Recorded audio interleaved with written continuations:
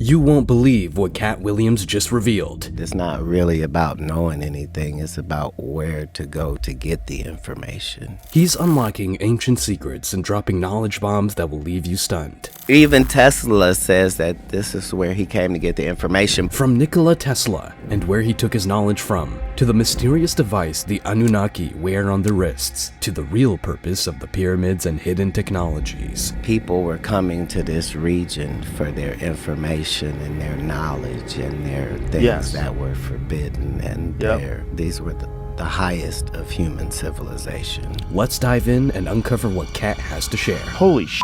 Is this weed talk, Joseph? No, this is so legit.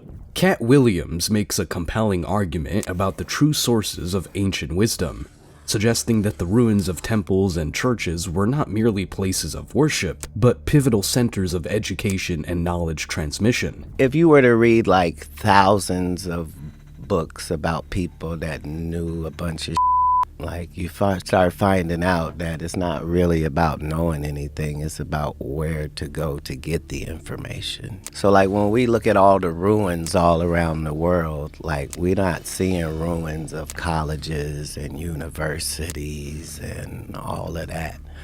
We're seeing temples and synagogues and churches. Historical research supports this view, as many ancient temples around the world, such as the Library of Ashurbanipal in Mesopotamia or the House of Life in ancient Egypt, were indeed centers of learning, storing vast collections of texts and serving as educational hubs where knowledge on various subjects, including agriculture and astronomy, was imparted.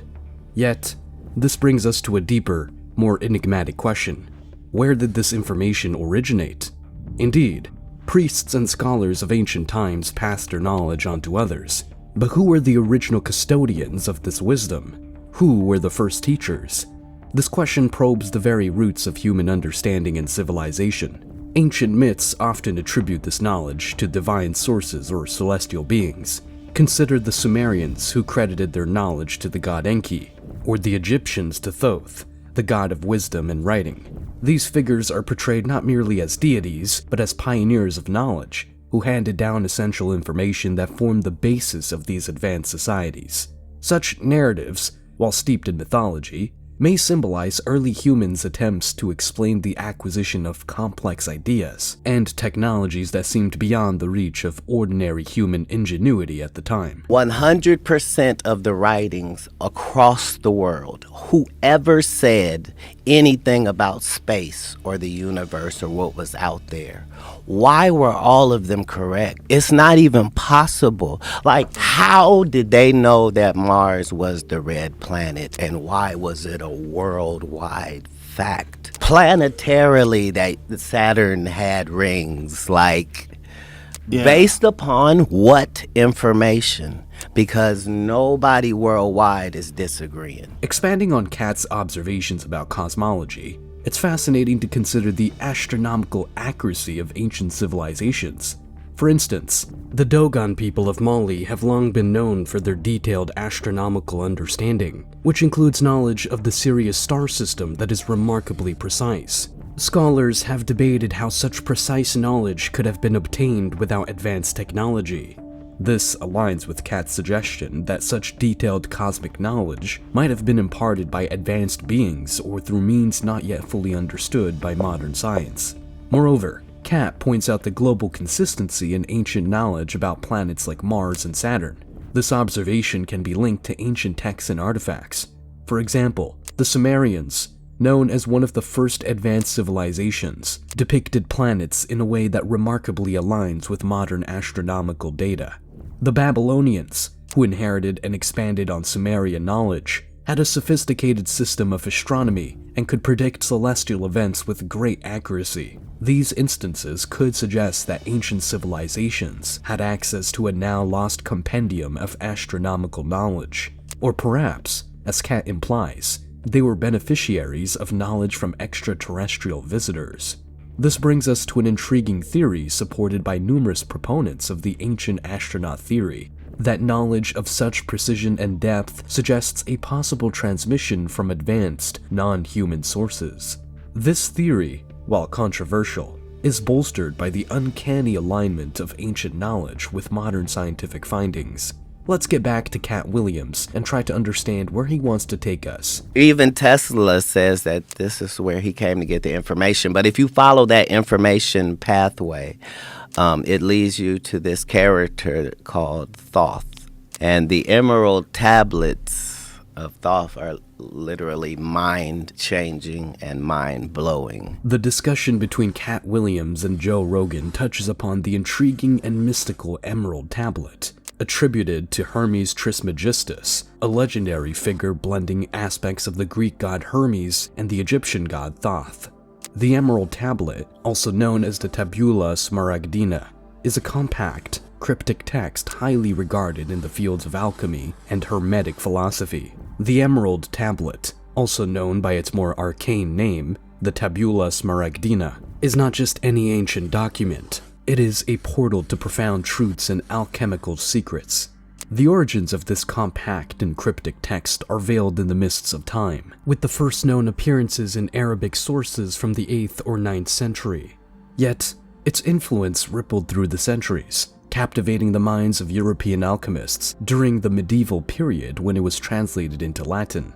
The tablet's opening line, "As above, so below," resonates with an otherworldly wisdom, suggesting a deep correspondence between the heavens and the earth, the macrocosm and the microcosm. This principle of correspondence implies that by understanding the small, we can grasp the mysteries of the large, and vice versa. It beckons us to see the universe as a vast, interconnected web where each part reflects the whole. The content of the Emerald Tablet is a series of arcane aphorisms that hint at the processes of transformation and the unity of all existence. It speaks of the one thing, the primal substance from which all things emanate and to which all things return. This one thing is described as having the power to perfect the imperfect and transform the base into the sublime, a core tenet of alchemical practice. One of the more tantalizing passages reads, "Its father is the sun, its mother the moon. The wind carries it in its belly. Its nurse is the earth." This allegorical language suggests a cosmic process involving celestial and terrestrial forces, a dance of elements that leads to the creation and transformation of matter. For alchemists, this was not merely about turning lead into gold, but about achieving spiritual enlightenment and unity with the divine. Katt Williams mentions the fascination that even Nikola Tesla, the visionary inventor, had with such esoteric texts. The idea that Tesla might have drawn inspiration from these hidden sources only adds to the tablet's allure. It hints at a wellspring of advanced knowledge, couched in metaphor and symbol, accessible only to those who can decode its secrets. The Emerald Tablet is part of a larger body of work known as the Hermetica. These texts are divided into two main groups: the Technical Hermetica, encompassing writings on astrology, alchemy, and magic, and the Religio-Philosophical Hermetica, which delves into mystical and philosophical discourses.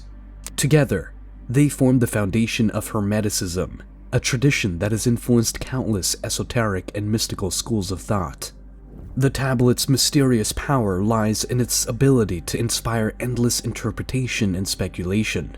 It suggests a hidden path to knowledge, a secret alchemical process that can transform the seeker both materially and spiritually. For those drawn to the occult and the mystical, the Emerald Tablet is a cipher waiting to be unraveled, promising profound insights and perhaps enlightenment. It's given in first person, and that's not possible. The things that are being said are impossible. Enough time has passed, though, that it's not like that. He literally says, hey, there's a spaceship on Earth, and this is where it is. Ever wondered what that necklace Katt Williams was wearing in all those super viral interviews actually signifies? It's not just a striking piece of jewelry. It holds a secret that ties back to ancient and mysterious origins. Katt Williams, in a moment of revelation, shared with Joe Rogan the fascinating story behind his unique necklace, dispelling common assumptions and diving into the realms of ancient lore and forgotten technologies. This is that thing that you see that all the Anunnaki guys that have that look like a wristwatch, and they always have it, and you're always trying to see what that is. Yeah, what is that? It is it's a compass. It's a time-keeping compass. As Katt Williams and Joe Rogan peel back the layers of ancient mysteries, we are drawn further into the enigmatic world of the Anunnaki and their astonishing technologies. The Anunnaki, often depicted in ancient Mesopotamian carvings, are shrouded in intrigue.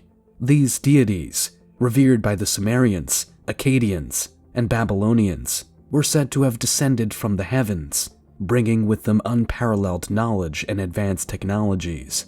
One of the most perplexing aspects of Anunnaki depictions is the enigmatic watch device frequently seen on their wrists.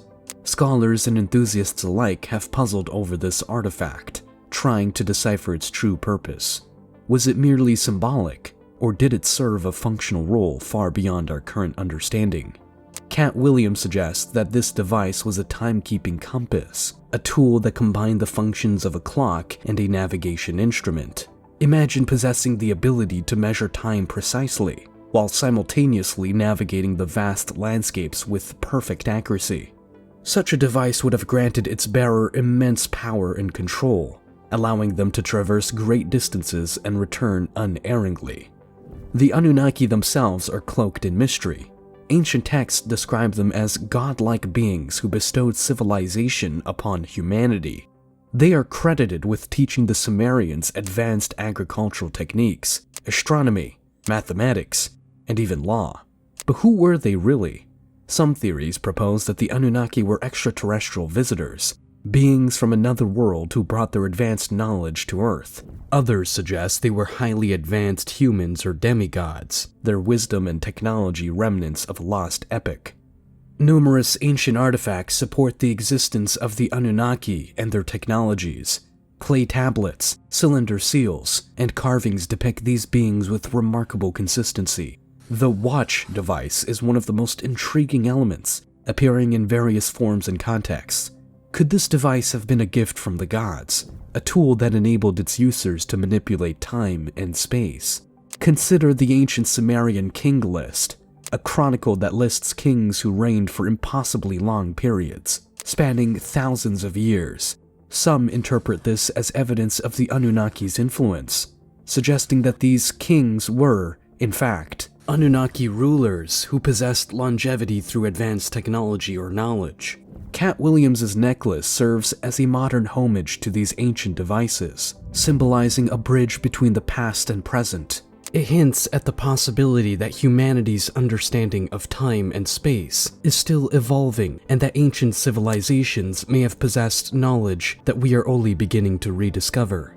Theories about the Anunnaki and their technologies continue to captivate the imagination. Some researchers believe that remnants of this advanced knowledge can be found in sacred geometry, pyramids, and other ancient structures. These monuments, with their precise alignments and sophisticated construction, suggest a deeper understanding of the cosmos. What if the stories of the Anunnaki are not mere myths, but remnants of a forgotten history? What if their technologies, like the timekeeping compass, hold the key to unlocking new dimensions of understanding? But then, the conversation takes a surprising turn, diving directly into the mysteries of the pyramids of Egypt. Watch what Katt has to say next. It will make you wonder. No people built the pyramids. No people? No. Who built them? No people built the pyramids. And if you look around the world, you see certain telltale things that let you know that advanced machinery was in usage. This whole thing where slaves are stronger people is a fallacy. We like to believe that slaves are stronger. Slaves are weaker because they don't eat the right food and they live a terrible life. Katt Williams' claim that no ordinary people built the pyramids opens a door to a world of ancient wonders and advanced technologies. His assertion challenges the traditional narrative, urging us to reconsider the capabilities and conditions of ancient builders. The idea that slaves, often believed to be the primary labor force behind these colossal structures, were actually weaker due to poor living conditions, adds another layer of complexity to this ancient mystery. Katt's statement about advanced machinery being used in ancient times is both provocative and thought-provoking. If we look around the world, from the pyramids of Giza to the temples of Pumapunku in Bolivia, we see evidence of precision cutting and moving of massive stones that modern technology would struggle to replicate. The exacting measurements and alignments found in these structures suggest the use of sophisticated tools and knowledge. Consider the intricate stonework of Pumapunku, where massive blocks of stone are cut with such precision that they fit together seamlessly without mortar. Similarly, the Great Pyramid's construction, with its enormous blocks of limestone and granite, some weighing up to 80 tons, challenges our understanding of ancient engineering. How were these stones quarried, transported, and assembled with such accuracy? The answer might lie in the forgotten technologies and wisdom of ancient civilizations. The conversation takes an even more intriguing turn as Katt explains. We've been led to believe that this is how much they worshipped their dead bodies, but the evidence doesn't show any of that. Like when you see inside, when they have those intricate carvings and paintings and stuff in gold and stuff, you have to remember this is in a windowless room, folks. There's no candle soot. There's no this. It's clearly a power plant and built specifically for that location on this planet. This statement invites us to reconsider the purpose of the pyramids. Traditionally viewed as monumental tombs, the lack of soot on the walls in windowless rooms indicates that the ancient Egyptians did not use conventional lighting methods such as torches or candles. This raises the question, how did they illuminate these intricate interiors? Katt's suggestion that the pyramids functioned as power plants offers a tantalizing alternative. Katt continues. What do you think it was powered usage. by? The hot water springs underneath it. The concept of using hot water springs as an energy source for the pyramids hints at an advanced understanding of geothermal energy. This idea aligns with theories suggesting that the pyramids were built with a specific knowledge of Earth's natural energy grid, possibly utilized to generate power. The intricately carved hieroglyphs and paintings inside the pyramids, created without any visible means of lighting, further support the notion of advanced technology. The precise and complex nature of these carvings implies that the ancient Egyptians had access to light sources far beyond our understanding. This leads us back to the Anunnaki and their supposed advanced technologies. If the Anunnaki did share their knowledge with early humans, it is conceivable that such knowledge included the use of advanced machinery. The watch device, a timekeeping compass, hints at a level of technological sophistication that could extend to construction methods and tools. The Anunnaki, known for their supposed mastery over time and space, might have also imparted techniques for manipulating massive stones and achieving precise alignments. The notion of advanced machinery is not limited to Egypt. Around the world, ancient sites exhibit signs of high technology. The stone structures of Easter Island, the megalithic temples of Malta, and the intricate carvings of Angkor Wat all point to a global phenomenon. Could it be that a shared, advanced knowledge once existed, only to be lost or hidden over the millennia? These enigmatic sites, scattered across the globe, challenge the conventional understanding of our ancestors' capabilities. Katt Williams' insights compels us to re-examine historical narratives. If slaves, weakened by harsh conditions, were not the primary builders, then who were? Skilled artisans and laborers with access to advanced knowledge and tools? Or perhaps a more enigmatic answer lies in the involvement of beings like the Anunnaki, whose influence and technologies remain a subject of speculation and wonder. In conclusion, whether we're exploring the Anunnaki, the pyramids, or any of the countless ancient mysteries and hidden technologies, one thing is crystal clear: everything stems from a deeper source. Be it the vast expanse of the universe, or an intelligence beyond our comprehension, something profound underlies our reality and breathes life into it all. I call this source God. Throughout history, across different cultures and civilizations, humanity has been in a relentless pursuit of something greater. This quest for understanding, inscribed in our very essence, unites us all. Ultimately, all these paths, no matter how diverse or ancient, lead us to the realization of God, the ultimate source of all knowledge and existence. The greatest trick is to make us believe that people back then were dumber and we're Right. smarter. Right. And that whole thing is a fallacy. Yeah, that's And definitely not real.